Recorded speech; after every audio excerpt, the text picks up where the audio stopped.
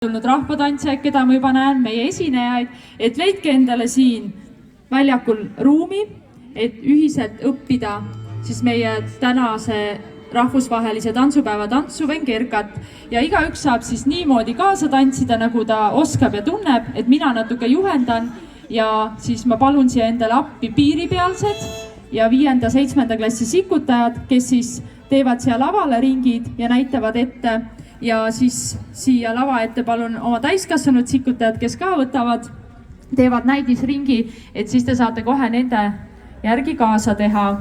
Nii et palun tulge mulle lavale appi ja siis siia ka võite võtta sellise nagu ikka Eesti rahvatants ringjoonel ja võtta oma paarilisega siis kõrvuti, leia endale paariline, kellel ei ole.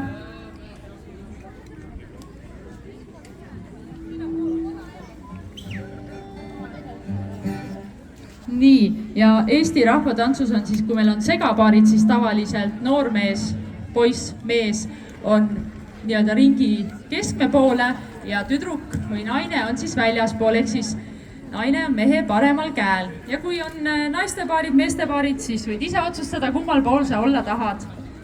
Nii et leia endale veel paariline, kellel ei ole ja võid ka alguses tutvuda, vaadata, kui kohe ei julge kaasa teha.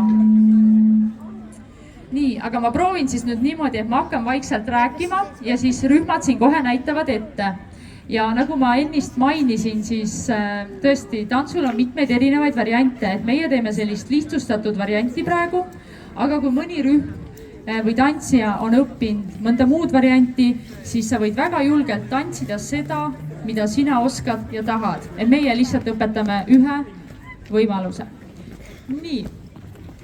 No nii, nüüd tuleb veel üks noor sikutaja. Alustame siis sellest, et tavaliselt naine alustab parema jalaga ja mees vasaku jalaga.